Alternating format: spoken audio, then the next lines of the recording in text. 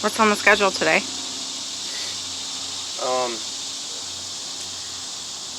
What I've got on the schedule is 2 one-hour runs, 6 hours at least apart. Why do you do them separate like that? I'm not really sure. I know that we're just trying to build miles on my legs, and I don't know.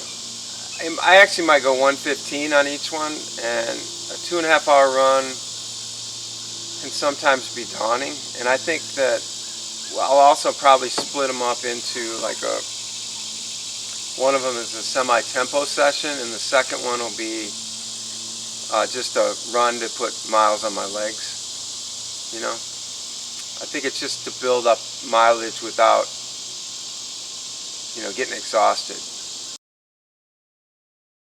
Not bad, not bad. I set out to do about 1 hour and 15 minutes. And I ran 118, probably 25 minutes of warm up. Then I did a 15-minute kind of a tempo run into the green or nature center, and then I went a little too hard on that, and I came out of that a little bit like, uh-oh, I don't know if I can do this. If I'm going to do another 1 hour and 15-minute run 6 hours from now.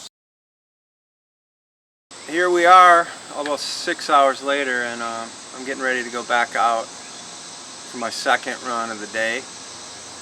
Ideally, I'd like to run a 9-minute mile at Ironman, so I'm trying to set that bar up a little bit so that 9 feels easy to me. Whether or not that's the best strategy or not, I don't know, but I kind of like the sound of it. By the end of this run, I should have about 18 miles in today, which would be my longest running total in one day. Of course, it doesn't really count, but still, my legs feel a little tired. I'm going to go out and kind of push them a little bit, and I kind of like the system.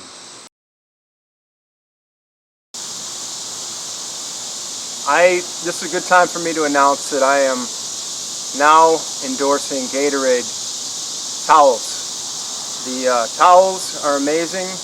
The drink, not so much, but I do like what they're putting together with the drying device.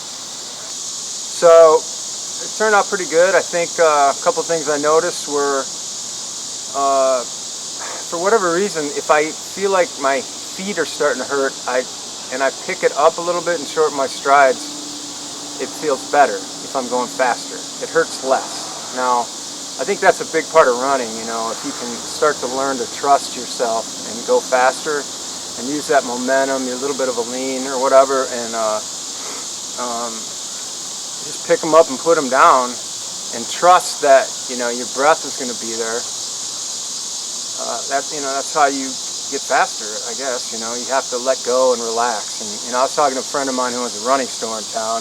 Maybe some of you guys know him, but I always ask him, what's the biggest thing with running, and he's like, you just got to relax. And it is really hard to relax when you're going up hills and you're tired and your legs are about to fall off, but it's so true. Whenever I just kind of like zone back into that box, focus on my form, and